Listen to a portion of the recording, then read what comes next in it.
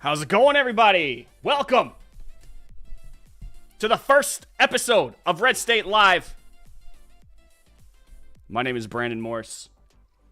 Can't be happier that you're here. This is going to be the first of many episodes. So keep in mind that there might be some technical issues. Just warning you beforehand, but it's okay. This is all about having fun. So we're not taking things too seriously. That's not what this stream is about. But we are going to talk about some very serious topics. I can tell you that right now. It's a very serious time for serious topics. Woo, indeed. What's up, Mr. Nintendo? How's it going, man? What's up, Dennis? How are y'all doing? Glad to see you. You know what, guys? This has been a thing that we've been building up to for some time. Before this, it was Brandon Morse Live. The folks at Town Hall decided that they wanted a live streaming show. So here it is. This is RedState Live, and I'm more than happy to be doing this. I'm very excited about it. To give you an idea of what RedState Live is, there is going to be kind of like a standard feel when it comes to discussing news and politics. The only difference here is that now you are interacting with me live. You're not just watching me talk about it. You are adding your own comments, your own conversational pieces. I'm going to be reacting to them. Now, as the show goes on, or as this show builds up an audience and as we, gain more followers and stuff, we're going to unlock all sorts of different fun things that we can do, emotes, super chats, memberships, with all the rewards that come with those. So that's going to be awesome. We're going to go ahead and take this into the future like that. Our ultimate goal right now is just to maintain I should say get all the kinks and bugs out. But you know what? Consider it like a soft opening. What's up, John? Bad news, I'm here. Dude, it's always a fun party when John's here. I can tell you that. The Clop. Love it when the Clop's here. So welcome to RedState Live, everybody. I'm excited. Let's get this started. This is how it's going to work. We're going to talk about some stories. You're going to talk about the stories with me. All right? Feel free to add your own commentary. It's going to be fun. I kind of want to dive into this first, by the way, because this is one of those things that has been bothering me, and it's probably been bothering you for some time. This mask controversy. Let me say this. I think that it's been safety theater from pretty much, I want to say, like after the first few months of the COVID outbreak, it's been safety theater. I'm going hard. The first thing that could get me kicked off YouTube. By the way, actually, real fast, before I do say anything else, let me go back to this. Many people, and I want to cover this very quickly. Many people have asked me, why are you doing this on YouTube? YouTube is not friendly to conservatives. They get kicked off all the time. Like even right now, the stuff that I'm about to talk about is considered taboo, right? By big tech standards. Fair, okay? It's taboo by them. I might get kicked off the platform just for talking about it. I don't care. One of the things, Mark Davis, thank you so much for the subscription. One of the things that I want to be very clear about is I do not think that retreating from the places that we should be at, the places that we don't own, the places where we have a significant disadvantage. I don't think retreating from those places is a good idea because I've seen over and over and over again what happens when we do that. Okay, we retreated from Hollywood because everyone, like Hollywood is completely dominated by leftists. And I can tell you that like almost every time, it used to be worse, it's getting a lot better now, but almost every single time that I actually wrote about Hollywood, a movie, an actor, or something like that doing something, there would be a lot of people who would be really like frustrated. Like, why are you talking about Hollywood? Why you just turn it off? Just turn it off. Well, here's the issue with that. We might turn it off, but no one else is. Right? They're still getting their opinion and their morality and all that stuff from Hollywood. And it is the biggest stage in culture. And we just left it because we were losing the battle there. We completely abandoned it. And we allowed them to have, from that moment on, complete and total control over what our entertainment looks like. And that has to stop. That's why I don't want to abandon YouTube. YouTube, yes, it's owned by the left. I get that. And I could be kicked off at any moment. And many of you are like, why didn't you go to Rumble? At some point in time, I would not mind going to Rumble. That's in the future, though. But I want to make it clear that I don't like to run away from battlefields, and I consider YouTube a battlefield. Also, Rumble, I love Rumble. I'm on Rumble myself. It's primarily dominated by conservatives, and I'm not specifically trying to speak to conservatives. I'm not Rush Limbaugh. My goal isn't necessarily to create more Republicans. I kind of want to create a culture where both the left and the right can come here and talk. And that might make some of you angry. And you know what? Sorry, wrong stream then. This is a place where, don't get me wrong, I'm going to be speaking about right-leaning issues because I am myself right-leaning. I'm a conservative libertarian, to be sure. Okay? So that is my bias. That is the lens through which I view the world. But I am not going to close off everyone else. I'm not going to isolate myself because I've seen what ideological isolation does to a person. And you're seeing it right now. Ideological isolation creates people like Alexandria Ocasio-Cortez, and I am not going to be like her. I want people to be able to come in here and disagree with me. I want them to be able to debate with me. And I want them... Sometimes I'm going to get proven wrong, and that's completely okay. But that's the whole point of this. I'm not here to talk at you. I'm here to talk with you. We're here to have a conversation. Okay, Joe Rogan, it works really well for Joe Rogan. I really get a good feeling about Joe Rogan whenever I listen to him. I like the fact that he is okay with, hearing something that is contrary to his own opinion and maybe even being proven wrong. We need more of that in this society. I do not want to create more of an ideological war here. That's just the way that I am. All right? I have very firmly held beliefs, and I'm not backing down on many of them. But still, this is a place where everyone can come and chat. I want that to be very clear. That's why I'm here on YouTube and not on Rumble. One day, maybe I'll be on Rumble. Maybe one day. I think after I get kicked off of RedState, YouTube. All right? After I get kicked off of YouTube, maybe Rumble. But we're not kicked off of YouTube yet, and this is primarily where most people hang out. So that's why I'm here on YouTube. I want to answer that question because I know I'm going to get it first and foremost. That's just the way it is. What's up, Lord Jim? How's it going, man?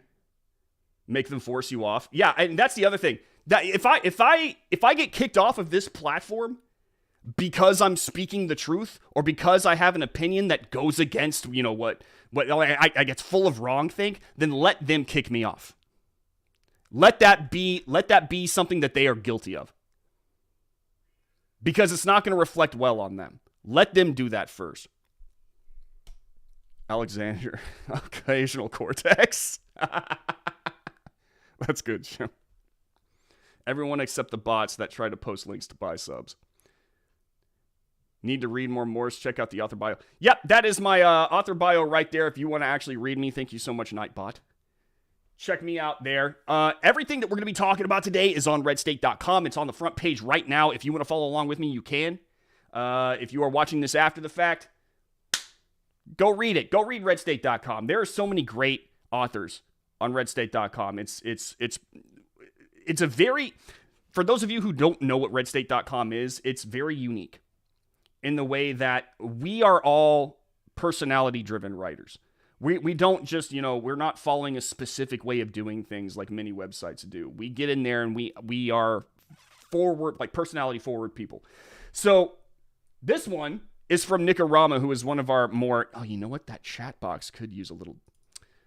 It could use a little darkening, I think.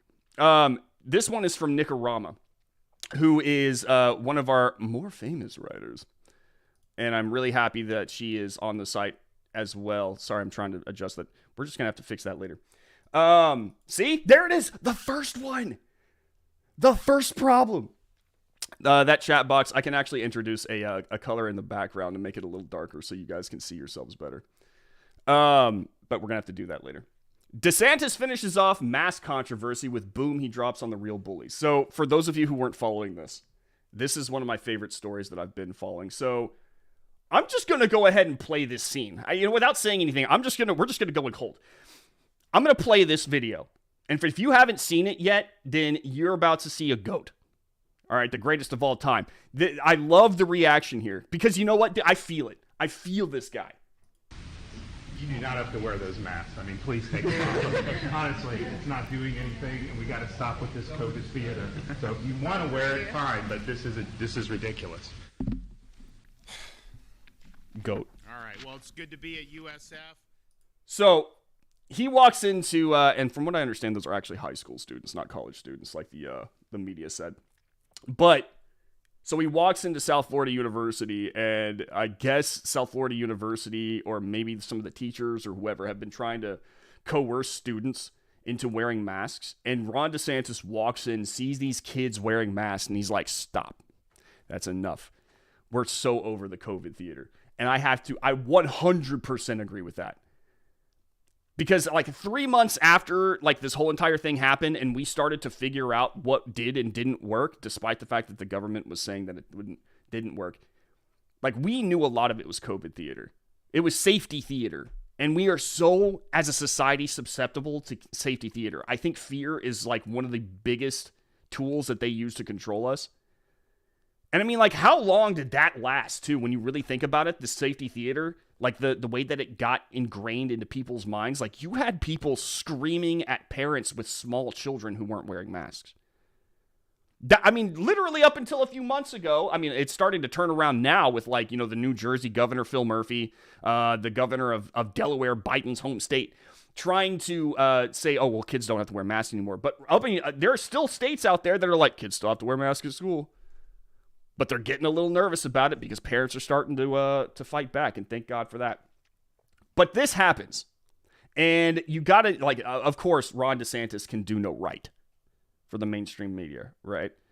It's because he's the United States' most, I want to say, dangerous governor to the left. Because you really think about it, I mean, like, he has been on the forefront of leading, like, against the COVID fears, like the idea that COVID is going to kill us all from the very beginning. He was like, no, we're not going to shut down the economy. I'm not really going to institute these ridiculous rules for too much longer than we actually have to. Once something, he found out something didn't work, he didn't go with it. And that's following the science, by the way. Make that very clear. If somebody is following the science right now, it's your boy, Governor DeSantis. So he tells these kids to take off the mask. The media flips out. As per the norm, the deliberate misreporting as to what actually happened has been widespread. For instance, WFLA reported that DeSantis, quote, scolded the students. He did not. CNN's Chris Cillizza claimed DeSantis yelled at the students. Did that look like yelling to you guys? It didn't look like yelling to me. The Hill alleged that DeSantis chided the students. He did it, but as noted, DeSantis had a pitch-perfect response. Before I get into that, I want to address this because it shows you just how slimy the media can get.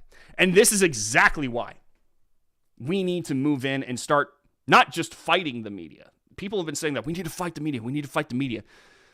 Okay, I don't disagree, but let's soon do this. Let's claim the enemy's platform. Let's start to utilize their own weapons against them.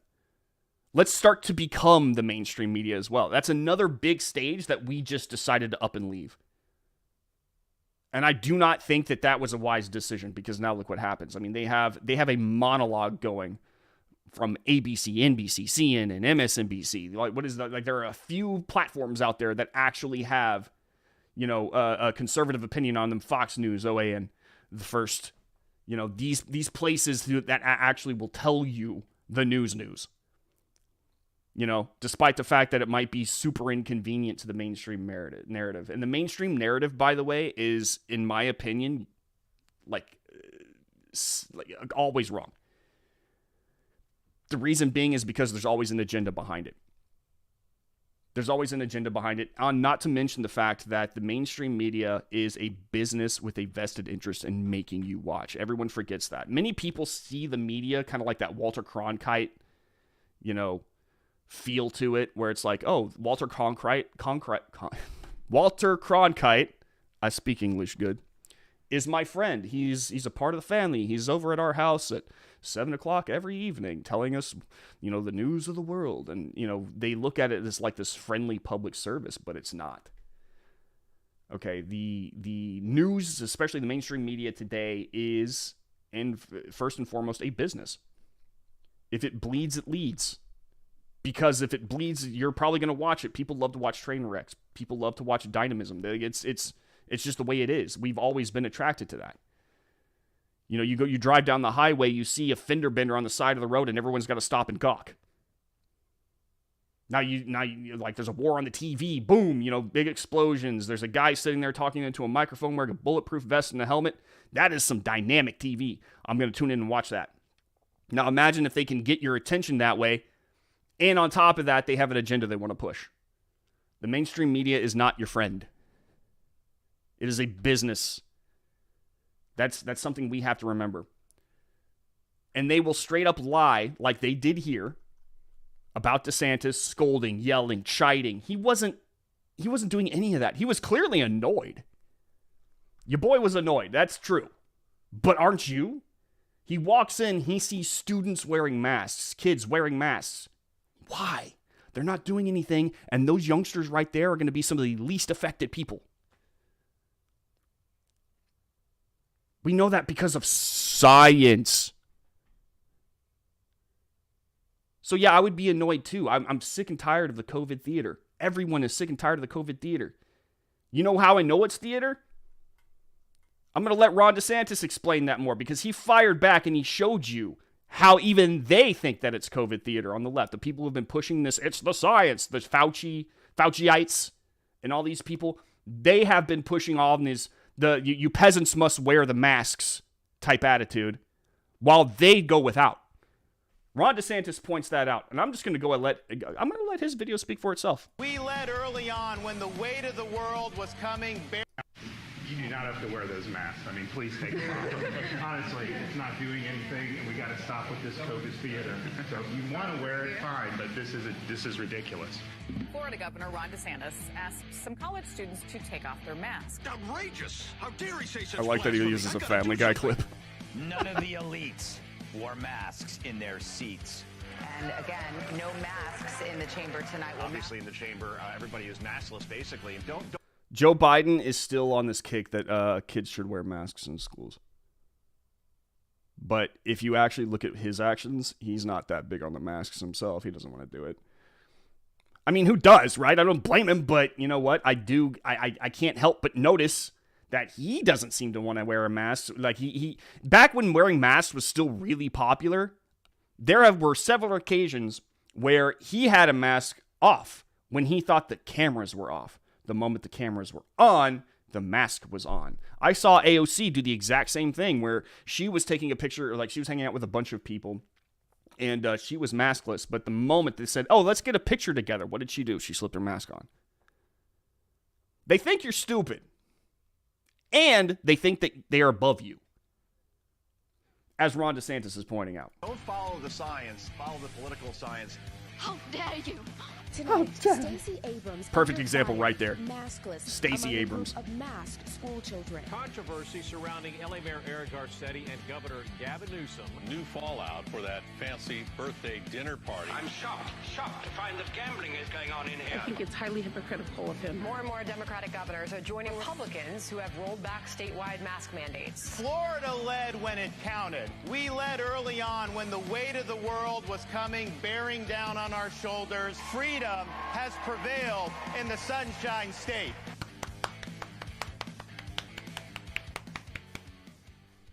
I can't, like, that was a campaign video. I can't think of a better campaign video than that one. That was es perfecta. Es perfecta. I loved it.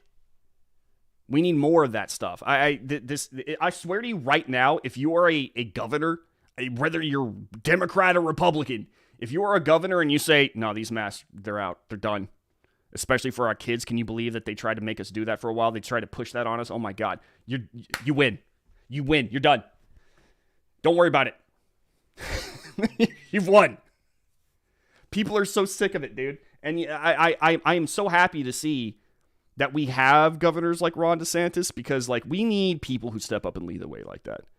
I feel like many other governors are kind of like they're timid a little bit, like they kind of wait for somebody else to go first, you know. Not DeSantis. DeSantis don't care. He's the honey badger of governors. I love it. But if you can make a pitch perfect response better, DeSantis just did that on Thursday night, appearing with Tucker Carlson on Fox News. Not only did he further debunk the claims made about the invented masking controversy that he didn't bully anyone, but he also explained who the real bullies have been over the past 2 years. Never been the need to the mob, says Christina Pasha, and I can't help but agree. Well, Tucker, none of the adults were wearing masks, and it seemed to me that someone told those kids they had to do it. So I just wanted to make it very clear they do not need to be doing it. Obviously, in Florida, it's a free state. You can do it. But I think it's also this guy on the left, his face when it was like DeSantis was doing all that cracks me up. Important to point out that there's no reason to do it for young and healthy kids, especially. And in the state of Florida, we never had a mask mandate, of course, but our guidance from our health department is not to wear these cloth masks. And I think it needs to be said because people have been lied to for 2 years. And so I didn't want it to be thinking that like they were told to do this by me, because I certainly wouldn't do that. And, you know, they talk about, by letting someone have a choice to take off their mask and welcoming that choice, that's somehow bullying. Tucker, bullying is locking kids out of school, which they did. Bullying is forcing kids to wear masks for 8 hours a day, which they did for 2 years and are only stopping now because the polling's changed. Bullying is kicking people out of work because of vaccine mandates. We fought all of those policies in Florida. We lifted people up and we liberated them from local school boards and governments that imposed them. Why is not, I mean, every state needs to do this. It's over. We're done. What else do we need to know? Look, I understand at the very beginning there was a lot of fear, right? A lot of fear. I get it, and that's fine. Fear, of the unknown is perfectly natural. But we learned about this virus very quickly, and we also learned that with each subsequent variant, the virus did what viruses do. They all want to be like the most famous virus of all. All viruses want to be the common cold. All right, they want to be a lot more aggressive in their spread, but they want to be a lot less deadly whenever they infect you. Why? Because what does it gain a virus to kill its host? You kill the host, you're done, right? So that's what the COVID virus did. I mean, it just became less and less deadly as it got more and more aggressive. By the time Omicron rolled around, I saw that there were scientists out there who were like, yeah, I really do hope that Omicron becomes the predominant virus and pushes everything else out. Because if it does, then the chances of survival are going to skyrocket. And sure enough, it did. Now we have a virus that is effectively a nuisance. It's a nuisance. I got Omicron. Okay, and I had it, I think I was down for 2 days. Down for 2 days, and all I really wanted to do was sleep a lot. And then you know what happened? I got back up, and I was fine. I had a little cough for 4 days afterward. I had a cough. But I was back on my feet in no time. It's nonsense. So it's over. It's done. We don't need to do this anymore. Stop shutting down economies. Stop making things more complicated than they need to be. Stop putting masks on kids! Our goal is to explore strange news stories, to seek out intelligent life or the lack thereof, to boldly point out hypocrisy where that's likely to have pointed out before. That is the goal of Red State Live. Thank you, Red. Thank you. Well put, Red. I went on a tangent and you guys did too. This is CNN. If you're watching this, be sure to re-register with the Sex Offender Registry. John! Just on Wall Street Journal, NYC is dropping mask mandates this coming Monday. Good! Good, I'm glad, but let's not pretend they're not doing this because, it's become politically dangerous to maintain mask mandates, especially in schools. Don't think that the Democrats weren't watching Virginia and what happened to Terry McAuliffe. Don't think they weren't watching. I mean, look, it was a game of chicken at this point in time, and you see blue state governors now just kind of jumping out of the way, which is awesome. And mayors jumping out of the way. And they should, because I mean, like, they don't want to wind up like Terry McAuliffe. They don't. The COVID wall is crumbling, says Dennis. Absolutely it is. It's done. It's over. I'll register as a Democrat in California, says Jim. That way I can vote in Florida. That's how it works, right? They think you're stupid, and they're certain that you won't overcome your cognitive dissonance to believing them for so long, and then realize they stopped wearing.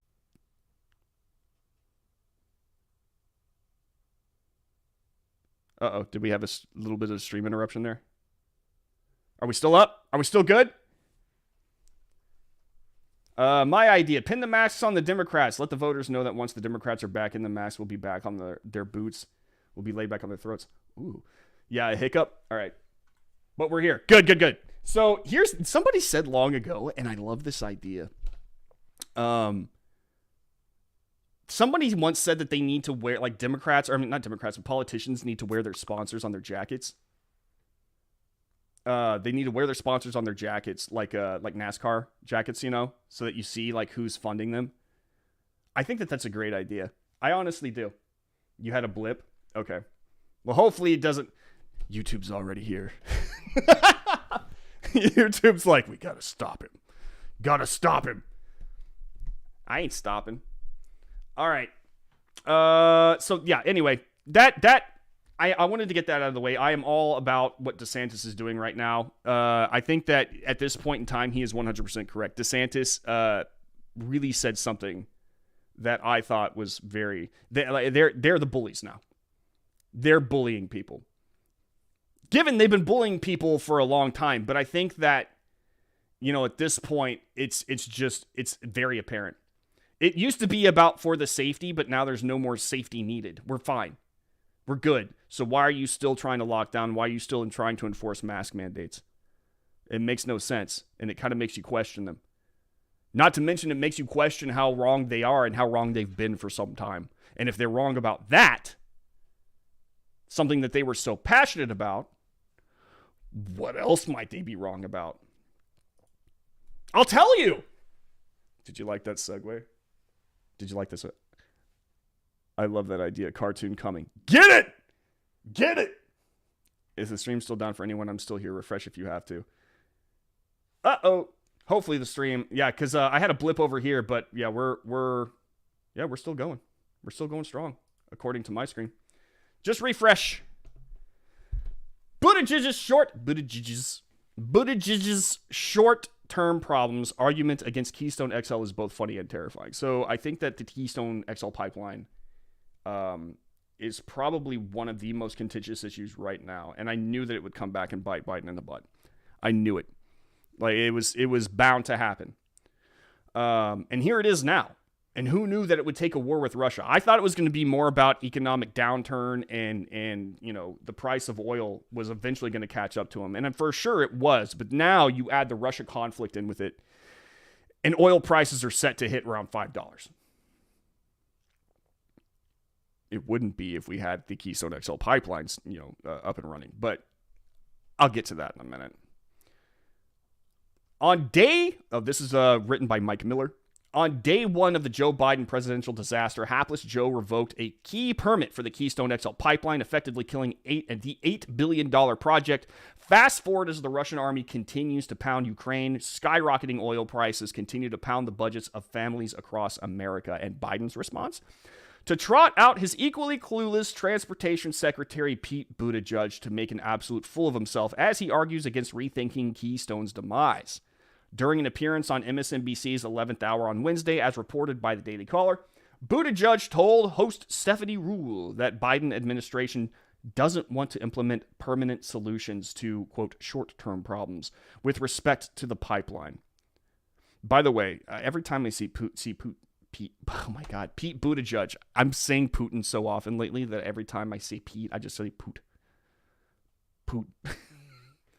Pete Buttigieg, I see him and I immediately think of that scene from Office Space. Like, What exactly would you say you do here? I don't know. Like, this guy seems to be one of the most absent transportation secretaries I've ever seen.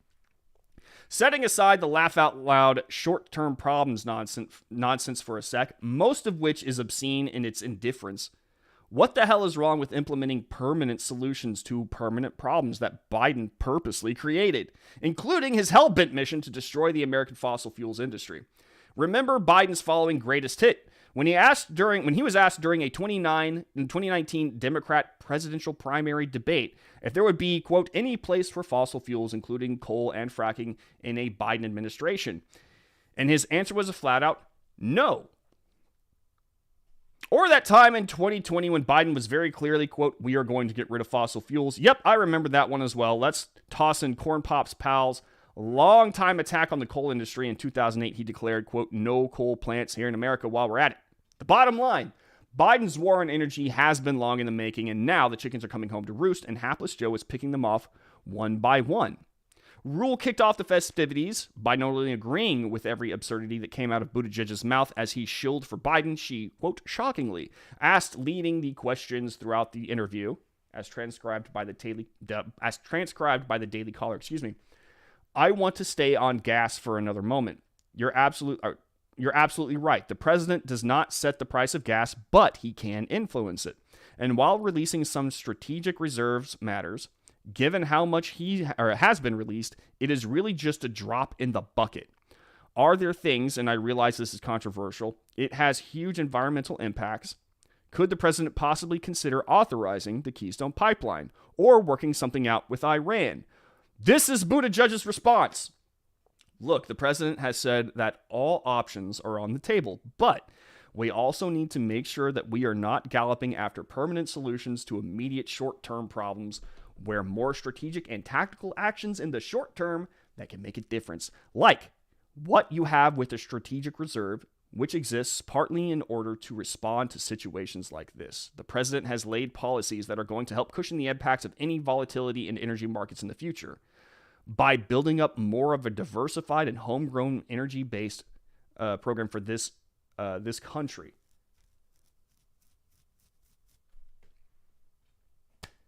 So all things are on the table, including purchasing oil from Iran, apparently. Did you guys know that we're already getting 500,000 barrels of oil a day from Russia? We're buying Russian oil, by the way, as they're attacking Ukraine. Joe Biden is willing to funnel money to our enemies, but not allow us to harvest our own oil. We can get it right here. It can be cheaper. The price at the pump can plummet right now.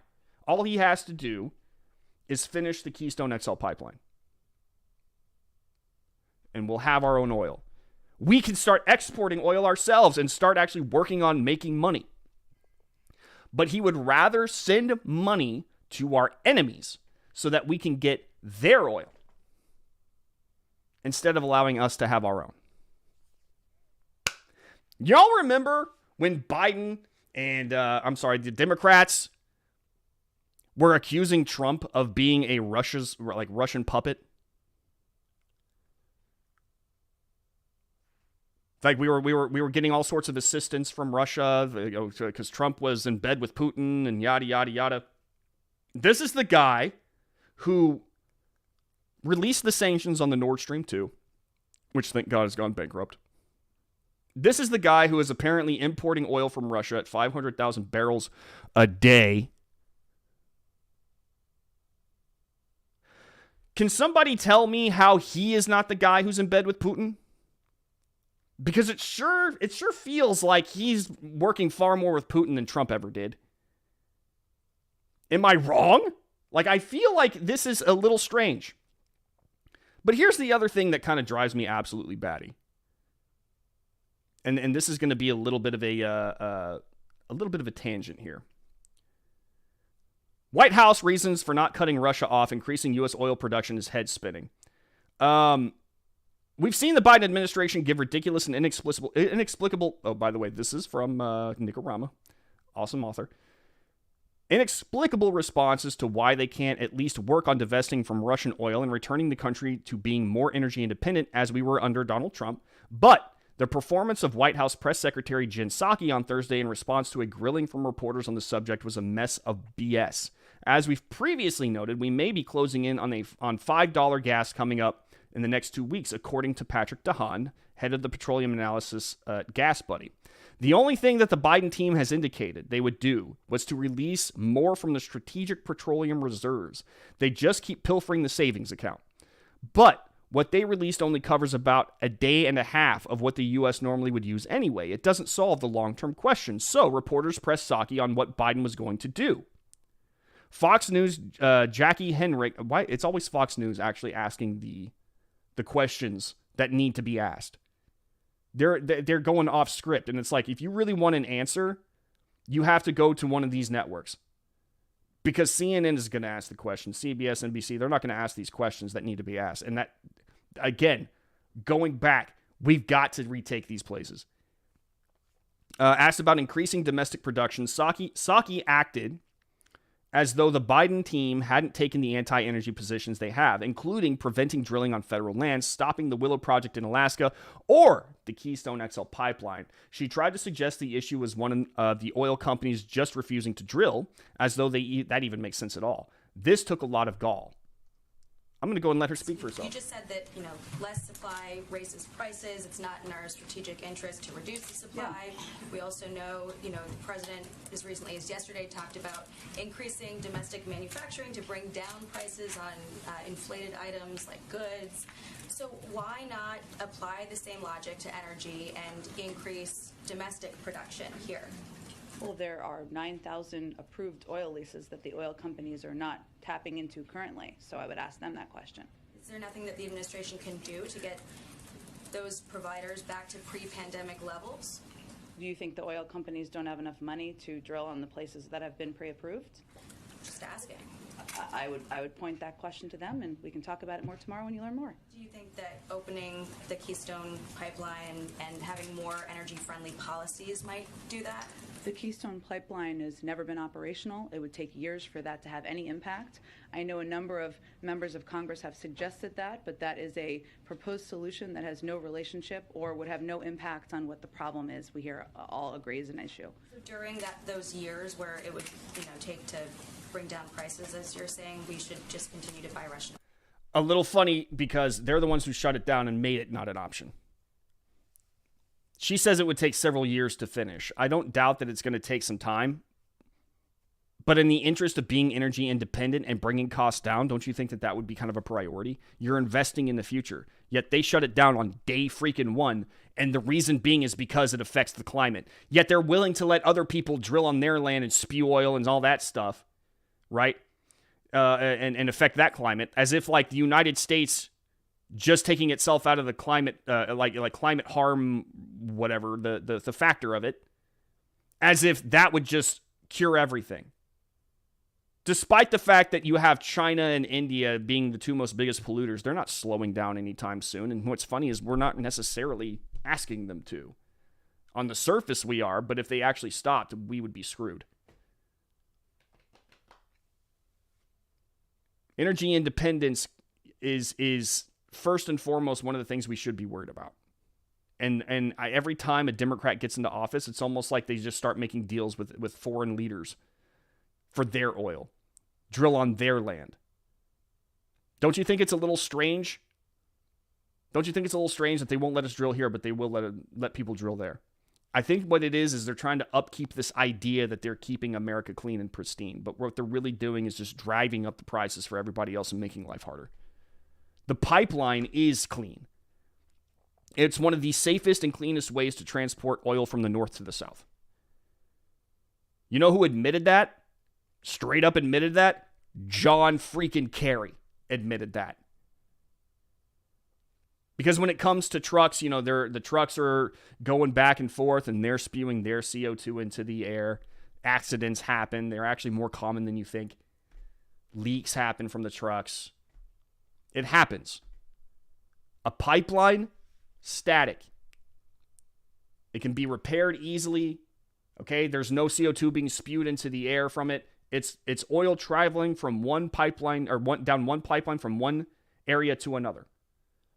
Yet they shut it down in the interest of climate change. Ridiculous. Oil? Well, again, Jackie, I think you're familiar with a number of steps we've taken. A historic release from the Strategic Petroleum Reserve. What we can, not good enough. What we can do over time, and what this is all a reminder of, in the president's view, is our need to reduce our reliance on oil. The Europeans need to do that. We need to do that. If we do more to invest in clean energy, more to invest in other sources of energy, that's exactly what we can do to prevent this from happening in the future. We welcome any Republicans from joining us in that effort. No. I'm gonna go ahead and just say no right there. Clean energy, if you know about it, is not. It's not. This whole entire push that they're trying to do away from natural gas and coal and all that stuff, I understand it. Eventually, we're gonna have to get off of it. Eventually. It's just not gonna work out for us. But we already have the answer. But they don't want the answer. They think the answer is wind and solar. Can I just... I'm gonna go off on a tangent real fast, and this is what I was talking about earlier. The greenest energy isn't even being considered. I'm sorry, wrong one. The expense and destruction caused by renewable energy. Believe it or not, this is way more toxic than you think it is. Like solar panels, like solar farms and all that stuff. I wrote this back in February of 2021. And I wanted to bring it back up because I hear so much and so often about how we need to move toward wind and solar and yada, yada, yada. And every time someone says that, my thought goes right to this study. I'm just going to go ahead and read it to you so that you understand going forward how bad wind and solar actually can get. Democrats love green energy, but mostly because it allows them to put on the air that they're somehow far more environmentally conscious than their opponents. And thus, if you're concerned about the future of the planet and thus mankind, voting for them is the only way to save the world. The truth is actually more complex and a lot more political. Democrats will do things that hurt the environment if it gives off the impression that they're helping it. For instance, they claim that the Keystone XL pipeline is damaging. It's not proven. And in fact, leaks from the pipeline are far less damaging and risky to the environment than the transportation of crude oil via truck or train. That's not to mention the amount of CO2 that would be pumped into the air through the vehicles transporting the oil from Canada and into America. But let's take a look at the environmentally safe options Democrats keep saying are going to save our planet and see just how good for the environment they are. Let's start with solar farms. According to Sciencing, solar farms do a great deal of harm to the environment they're placed in, including harm to wildlife and environment degradation. In order to provide a significant amount of electrical energy, solar farms require large tracts of land. Western states like California have deserts with abundant space and sunshine. But these areas are also natural habitats that support wildlife. For example, environmental reports underestimated the number of desert tortoises that would have been displaced by the Ivanpah solar generating system in California's Mojave Desert. The same solar farm also came under scrutiny when an increasing number of bird deaths were reported on its premises. Many of their wings had been melted or burned off by heat from the solar farm's mirrors. The impact the solar farms have on individual species can send ripples throughout the entire ecosystems. For example, animals like burrowing owls in California's Mojave Desert rely on burrowed bugs by desert tortoises for shelter. When solar farms harm or remove species within a habitat, they also remove the valuable ecosystem services that they provide to the habitat. The habitat becomes less livable for plants and wildlife that have adapted to its specific conditions. Also is the issue of cadmium. Cadmium and its compounds are highly toxic, and exposure to this metal is known to cause cancer and targets the body's cardiovascular, renal, gastrointestinal, neurological, reproductive, and respiratory systems. Michael Schellenberger, founder of the Environmental Progress, wrote at Forbes that the amount of waste that solar panels produce would surprise you. The cadmium in the solar panels can be washed out by rainwater, poisoning the soil where the farm exists. That's not to mention the issues with disposing of old or broken solar panels, as Schellenberger writes. Solar panels often contain lead, cadmium, and other toxic chemicals that cannot be removed without breaking apart the entire panel. Approximately 90% of the most PV modules are made up of glass, notes San Jose State Environmental Studies professor Dustin Mulvaney. However, this glass often cannot be recycled as float glass due to impurities. Common problematic impurities in glass includes plastics, lead, cadmium, and antimony. Researchers with the Electric Power Research Institute undertook a study for U.S. solar-owning utilities to plan for end of life and concluded that solar panels, quote, disposal in regular landfills is not recommended in case modules break and toxic materials leach into the soil, and so disposal is potentially a major issue. Let's go ahead and go to wind energy real fast. What was missing from the previous research, however, was observations to support the modeling. Then, a few months ago, the U.S. Geological Survey released the locations of 57,636 wind turbines from around the U.S. Using this data set, in combination with several other U.S. government databases, Keith and postdoctoral fellow Lee Miller were able to quantify the power density of 411 wind farms and 1,150 solar photovoltaic plants operating in the U.S. during 2016. For wind, we found that the average power density, meaning the rate of energy generation, divided by the encompassing area of the wind plant, was up to 100 times lower than estimates by some leading energy experts, said Miller, who is the first author of both papers. Most of these estimates failed to consider the turbine-atmosphere interaction. For an isolated wind turbine, interactions are not important at all. But once the wind farms are more than 5 to 10 kilometers deep, these interactions have a major impact of the power density. So basically what they're saying is that the more wind turbines that you have, the less that wind is going to affect the wind turbine. So you're just destroying land for less power at that point. The wind and solar farms that need to exist to a great degree to meet energy demands would mean the demolishing of a lot of land in order to make it usable for this renewable energy. This means the destruction of a lot of habitat for the animals in the area. While this is all very destructive, what may not surprise you is that many of these renewable energy sources contain ingredients and elements that cannot be found in the United States, specifically rare earth metals. Know where they can be found? China.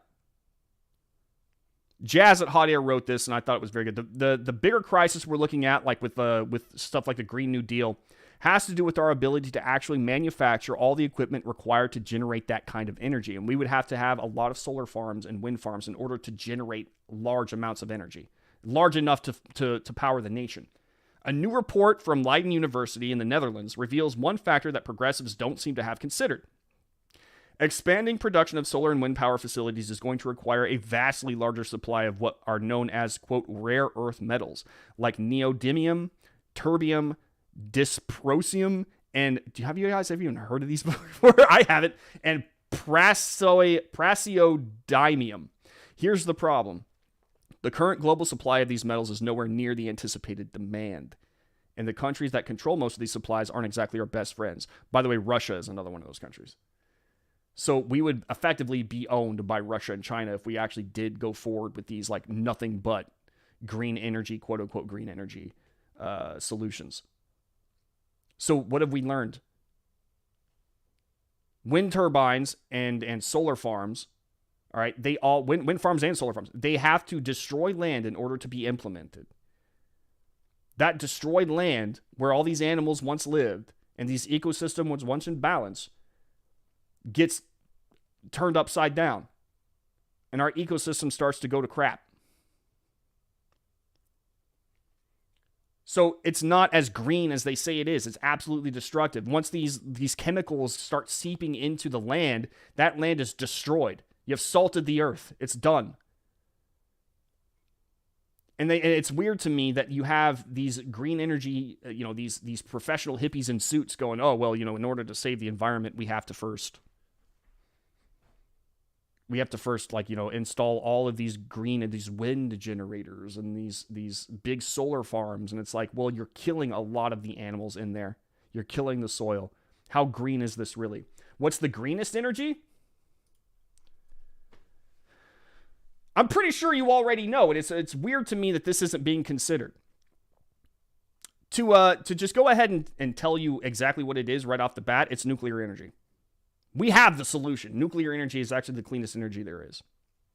For one, it releases no carbon dioxide into the atmosphere. Its power is generated through fission, which produces steam that spins turbines, generating electricity.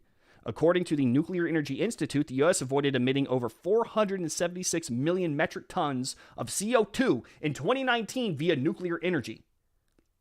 Energy.gov notes that this is about the same as removing 100 million cars off the road. It seems just so basic. It also has a much smaller land demand as well. A single nuclear facility may need only 1 square mile to operate, whereas a solar farm requires 75 times the amount of that space. In order to rival the nuclear facility, you would need 3 million solar panels or 430 wind turbines, and that's a lot of land that would have to be sacrificed as a result. It's the greenest of the green energies. According to Energy.gov, even the waste the nuclear energy produces is minimal. Nuclear fuel is extremely dense. It's about 1 million times greater than that of the other traditional energy sources, and because of this, the amount of used nuclear fuel is not as big as you might think. All of the used nuclear fuel produced by the U.S. nuclear energy industry over the last 60 years could fit on a football field at a depth of less than 10 yards.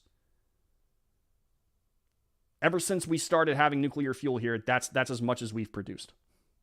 That's the amount of waste that we've produced. The fight for the Keystone XL pipeline, I want it open. Of course I do. I want it open. But you know what I want even more? I would also like to get our reliance on fossil fuels to go. Because eventually we're going to run out. That's just a inevitability. But we have the solution already. It produces an ungodly amount of energy and not that much waste. It doesn't even require that much space. And I'll tell you a funny story. Bernie Sanders of Vermont, he's all about, the protecting the environment and doing what's necessary to make sure that it's all nice and green energy and stuff like that. They had a nuclear power plant, and he shut it down in the state of Vermont. Well, that left a lot of people with energy needs. What do you think that they did in order to meet all those energy needs? Do you think that they went to wind and solar? No. You know what they started to do? Burn coal. It makes no sense. These people make no sense. Doesn't John Kerry still leave a bigger carbon footprint in a year than most of us do in our lives with his big, rich, white, privileged, obtained toys? Yes, he does. You'll be surprised to see how often these enviro warriors, how often they're the ones spewing the most carbon dioxide into the air. But they can do it. That's the unofficial motto of the hard left, in my opinion. It's okay when we do it. That's their unofficial motto. Neo, talk about an innocent truth. Yeah. Thank you so much, Jim, for showing up to the show, man. Neodymium is usually associated with magnets. Oh, that's interesting. It tends to be quite strong. Yep. They know nuke is scary because they only associate it with weapons in Chernobyl and play it up as such. In other words, fear. More fear. Yep. More fear. I think it should be look. Have there been issues in the past with nuclear? Yes, there have been. I'm not gonna sit back and say it's all, it's been nothing but perfect, but let's consider the two things that we should know about the two biggest meltdowns in history. You had Chernobyl, which happened, I believe it was Russia or Ukraine. Chernobyl happened because the Communist Party of Russia wasn't willing to do what was necessary to make it a top-notch facility. They went cheap. All right. You guys ever watched the series Chernobyl? If you haven't, go watch it. It's amazing. It's absolutely amazing, and it really tells the story of Chernobyl and what happened there and how things went from bad to worse really quickly. They went cheap on many of the necessary tools and stuff that would keep the stability intact, the stability of the facility kind of on level. And because of that, the thing fell apart. Everything started to go wrong. The building exploded. Nuclear ash everywhere. It was horrible. And by the way, the CCP would never admit fault for it. In fact, if you actually watch the show, it's really interesting. One guy basically is told to kill himself by an assassin because he had disagreed with the CCP. I'm not the CCP. I'm sorry. The USSR. The Soviets. CCP. Sorry, I'm so used to when I say communism, there it is. Like it's China. But that was a case of bad upkeep. The same could actually be said of the Fukushima reactor. It went critical because it was covered by a tidal wave, and because they hadn't updated a lot of the safety precautions that they would have needed in order to survive, for that plant to survive that, that went nuclear as well. I mean, that had a meltdown as well. So you have two instances where you have two reactors that went into meltdown because they were not upkept. Now, if we have regulations on what needs to be done in order to keep things safe, and by the way, since Fukushima, we have had a bajillion different ways to make things safer that have been implemented in various nuclear facilities. If we put one in strategic locations all over the United States, our energy problems would be more or less solved. We would still have the price at the pump thing that needs to be handled by Keystone XL pipeline, of course. Domestic energy is the way to go for that. But in terms of powering our homes or electric vehicles and stuff like that, nuclear is the key. Now you have to ask yourself, why are they not allowing for nuclear to happen? Why are they not allowing for nuclear to be a thing? It's because they're in bed with green energy. They get kickbacks from it. They've been in bed with green energy sources for companies for a long time. They don't hate nuclear because it's dangerous. They hate nuclear because it doesn't make them money. These people aren't here for your best interests. And that needs to be understood. They're not here because they want to make your life easier. If they did, they would do exactly what Ron DeSantis did. Once COVID proved to be not that big of a deal, they would have been like, all right, well, you know what? Let's take precautions, but for everything else, let's stop with the panic. It's done. You know, masks, social distancing, yada, yada, yada, whatever. Take your precautions if you want to, but let's open this economy up. Let's get these jobs back going. Let's get these people out of their homes so that they're not suffering from major amounts of depression. Let's get these kids back in school so that they can start learning. They're not doing that. They didn't do that because they don't care about you. They have an agenda, and they want to fulfill that agenda. That's really what it boils down to.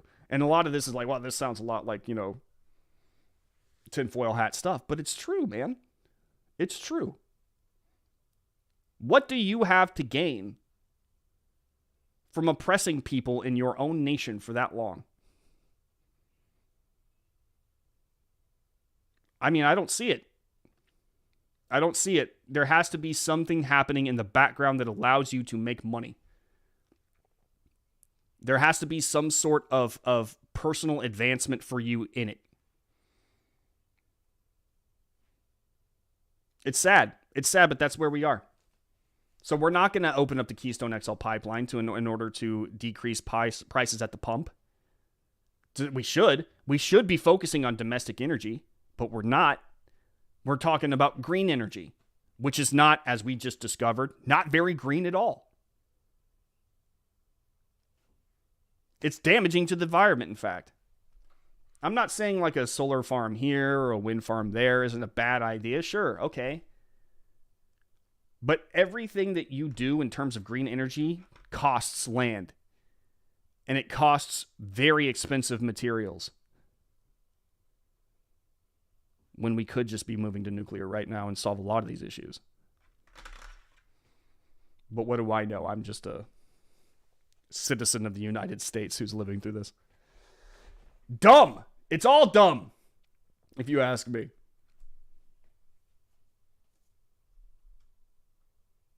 I'm going to go ahead and look up a lot. I kind of want to know what these neodymium stuff, like a lot of this stuff sounds like it just sounds expensive to me. You know, anybody else get that idea? It's just super expensive. All right, let's move on. Biden makes insane claim about Russians insults Americans as staffers boot press again. Booting press seems to be the number one thing to do for Biden. I swear. A president that does not interact with the press enough, there's definitely trying to hide something. At this point in time, I think we all know what it is. He's not there. He's not there. And this story kind of proves it. And we've had story after story after story after story that proves it at this point. It's like not even a question. Yet we're all like supposed to pretend like Biden is still this great uniter and this great leader. He's not. This is one of the reasons, like we know better. They think we're stupid, but we know better. This is one of the reasons that his approval rating has been falling like a rock. Falling like an absolute rock. It's because we sense something is wrong and they're trying to push him on us regardless as this great leader. He's not a great leader. He's the worst president. I would say he's worse than Jimmy Carter at this point. Worse than Jimmy Carter, which is a very low bar. Okay? We've seen that confusion is Joe Biden's constant state of being. That would be okay if he were old Grandpa Joe, retired and playing with the grandkids, but not so okay if he was occupying the highest office in the land with the responsibility of protecting America and Americans. Biden held a cabinet meeting on Thursday, during which he said they would be discussing additional sanctions on Russian oligarchs, our plans to lower costs for Americans, our unity agenda, and more. You knew it was going to be a question when he said unity agenda, since he's been anything but unifying throughout his campaign and during his time in office. 100% accurate. I'm not exactly sure what exactly he's been doing to unify the people, because he has thrown insult after insult after insult at us here in the like conservatives, Republicans, like whopping insults. He has been nothing but a radical president this entire time. I was 100% surprised. It's not super surprised, I should say, but surprised enough that he actually mentioned in his SOTU speech that we needed to fund the police. The left got mad at him for that, by the way. The whole funding the police thing seems like a no-brainer, right? Especially since you watched those cities that did defund the police, their murder and crime skyrocketed into the stratosphere, right? And yet you still have people out there going, oh, yeah, but, cops racist. Cops defund. Booga booga. Trying to scare people into thinking that, the cops are coming for you at all times. Booga booga booga. They're not. Police, the thin blue line is literally the thing that helps you stay, helps you stay in a society that is stable. Period. It is the thing that keeps society on track. Because without it, society collapses. Crime goes up, murder. You can see right now what's happening in San Francisco. People are walking into stores right now and just taking stuff. Like it doesn't even matter. It's pretty crazy to watch. Biden held a cabinet meeting on Thursday during which he said that they would be discussing additional sanctions on Russian oligarchs, our plans to lower costs for Americans, our unity agenda, and more. Oh, I'm sorry, I read it already. Former CBS News correspondent Mark Knoller noted it was only Biden's fourth cabinet meeting, far fewer than many other people at this time in his term. I miss Mark. By my count, Biden holds his fourth cabinet meeting this afternoon. Compares at same point in presidency. Trump had 10 at this point in time. Obama had 7, and Bush had 6. G.W. Bush, by the way. The press was there for the meeting, at least until Biden had a big gaffe, and then the press got tossed. Biden claimed Russians were firing missiles indiscriminately into Russian cities. In the State of the Union address, I announced that the Department of Justice is going after the crimes of Russian oligarchs. The Attorney General spoke to that earlier, and who line their pockets with Russian people's money, and while Ukraine and the people are hiding in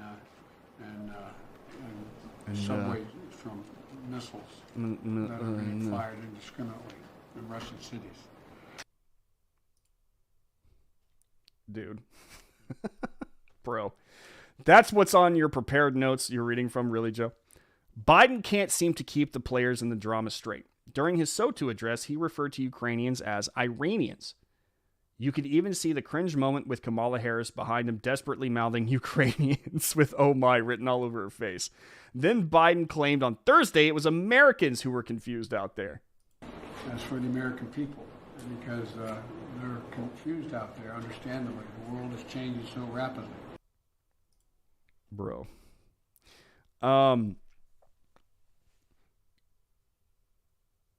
this dude, I'm trying to be nice about it, right? But he should have retired a long time ago. I felt like he should have retired back like in the middle of the second term of the Obama administration, because it seemed back then he started to lose it a little bit.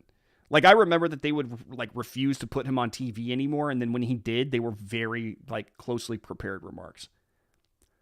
It was clear to me that there just was something off about the guy back then. And the only reason that they put him up here as a decision, as a option for president, is because every other option that they had up there just wasn't flying with the Democratic base or its radicalized people. They needed somebody that they could actually control. And Biden was that guy. Biden, he clearly takes orders. He's not the guy in charge. Clearly not the guy in charge. He's kind of said that multiple times.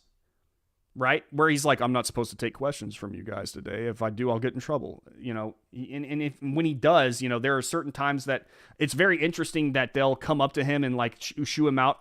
I'll give you a perfect example. I'll give you a very perfect example. So there was a moment where, let's see, Joe Biden was answering questions and about a... Oh, did they take the video down? That sucks. He was answering questions to the press before he was getting on Marine One. And one of the reporters asked him about how do you square your Catholic beliefs with your approval of abortion? And the moment that question got asked, here comes Jill Biden to lead him away. Now, given he kind of stayed there and he kind of said, well, I don't want to tell people what to do, which is nonsense because, dude, you love telling people what to do. You've been sitting there trying to enforce mask mandates and vaccine mandates. So clearly you like to tell people what to do. But here he's like, no, you know, I'm going to be very liberal about this. Okay. Pick and choose. Fine. But you can kind of see how he's not necessarily the guy in charge. He's being very closely controlled. He has handlers. And then you kind of can even see, like, when he's tasked with reading out a speech that are, like, notes that are right in front of him, he still screws up. There's something not right here. And there hasn't been something right from day one, since before day one. And I'm willing to bet that something hasn't been right since the last end of the Obama administration. When they stopped trying to put him up front, when they started trying to hide him in the back more often, something was going on. This dude needs to be retired. And I said this before he was elected. I was like, somebody needs to save Joe Biden. Joe Biden's not right. There's something not right about him. And they're using him because he was the only option that the Democrats had when it came to winning the Oval Office away from Trump. The only option that they had. No one else was going to do it. Because he managed to appease too many sides. Like, you know, he was an Obama administration holdover. He was, he still had that stench, that hope and change stench plastered all over him. Okay? So he had that going for him. Like, the moderates thought he was moderate and that he would be great. The radicals thought that he would be easily controlled. And they're right. But if you look at President Joe Biden's presidency, it almost feels like, I wouldn't say it almost feels like, it feels a lot like he's not calling the shots. It seems to me like many of the decisions that are being made under his watch are being made by people who aren't necessarily statesmen. They have an agenda to fulfill. And a lot of these people are radicals. A lot of these things don't make sense. The throwing open of the border doesn't make sense unless you look at it through, like, imagine a lefty college student's wish list. And this is the Joe Biden presidency, in my opinion. Throwing open the border and basically punishing anybody who tries to stop people from flooding across. That sounded to me a lot like a radicalized college student, what they would do if they were in charge. Pulling out of Afghanistan without warning and abandoning a lot of Americans. Well, that doesn't make a lot of sense to me, unless you kind of look at it from a perspective of some radical trying to fulfill an agenda. They just want to get out. Because it's the right thing to do. We're just going to leave. Doesn't make sense militarily, strategically, anything, unless you put it in that lens. Shutting down the Keystone XL pipeline, day one, doesn't make any sense. Stopping the border wall from being constructed, day one, doesn't make any sense. Opening up the Nord Stream 2 pipeline, or lifting the sanctions of it, I'm sorry. The Nord Stream 2 pipeline doesn't make any sense unless you are looking at it through a lens of radicalism. He's not calling the shots. There are radicals behind him who are. Again, one of the reasons I was confused about the fund the police comment. I was very confused about it. Oh my God.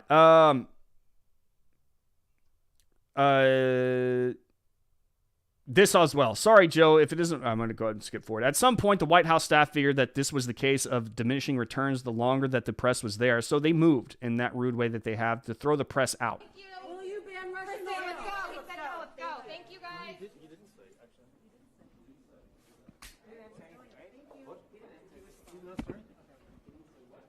you hear these? Did he respond? Did he say anything? What happened?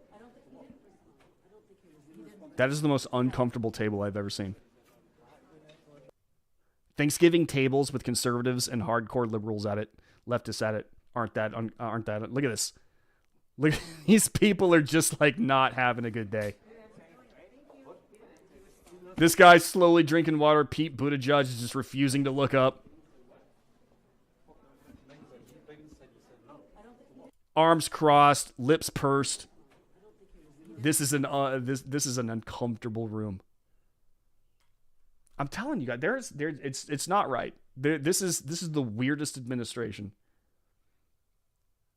The people in charge aren't the people in charge. Somebody else is kind of pulling the strings behind the scenes here. And again, none of these are statesmen or practiced leaders.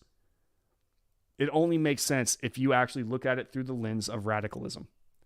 It's a radicalized checklist is what it is. It's sick and it's sad, but that's the way. You know what? That's what people voted for, apparently, allegedly.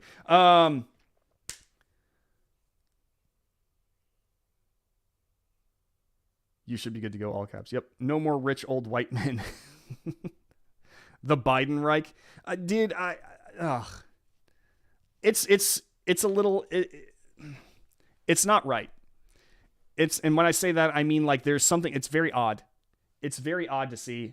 I don't necessarily like the whole idea of the way that this presidency has gone, and I don't just mean in terms of hey, he disagrees with me on a Democrat, Republican, conservative, leftist level.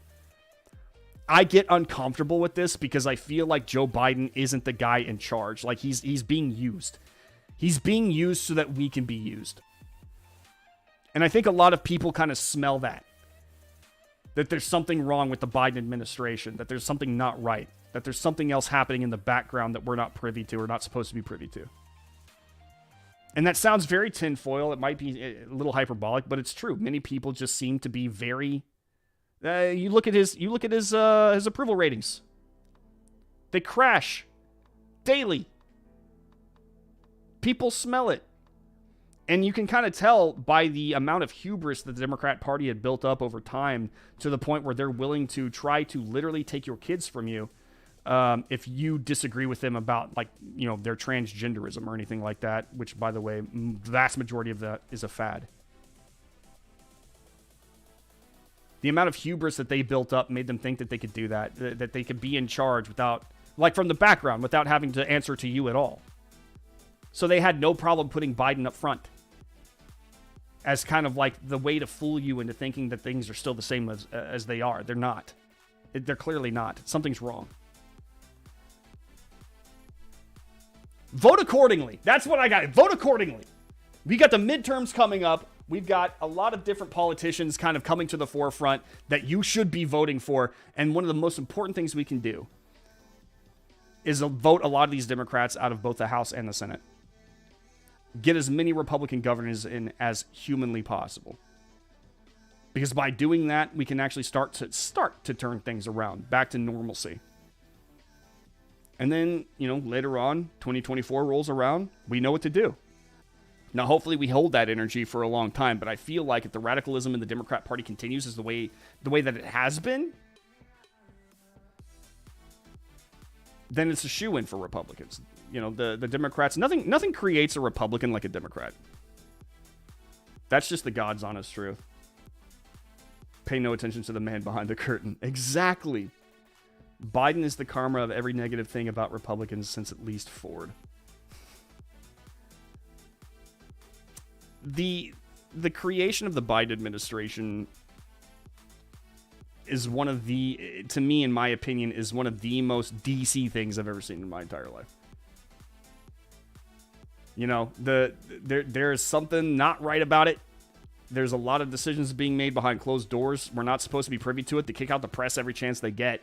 Everything that Biden says is written in a way that's supposed to make it sound like they're in charge, and we're the ones who are confused. You know, we're the ones who are off. You know, it's the most DC thing I've ever seen. Ford's clumsiness, Reagan's senility, Nixon's corruption. It's got it all. It's got it all. No, Jim kind of texted me in the background. He said he had to go. Guys, that's the end for me. Thank you guys so much for hanging out. This was so fun. Just a few technical errors, but a lot less than I thought we would actually have, so that's good. But thank you guys so much for hanging out for the first episode of Red State Live. We are going to have these every Monday, Wednesday, and Friday at noon Eastern. Be sure to be here for that, so that we're going to grow this community, get a lot more people involved, and as things start to develop more, we're going to have a lot more bells and whistles. A lot of fun to be had here. And also, follow me at the Brandon Morse. If you have anything that you want me to talk about, throw it at me. I'd love to talk with you about it. Keep to the Red State YouTube. Subscribe. Click the bell notification icon so that you know when we go live. And like this stream. Give it a like. Be sure to do that. So that way we can actually have the algorithm at least give us a fighting chance. But thank you guys so much once again for tuning in with me. I will be back on Monday. Same bat time, same bat channel. You guys have a fantastic weekend. Much love to you all. Stay safe out there. I'll talk to you later. Peace.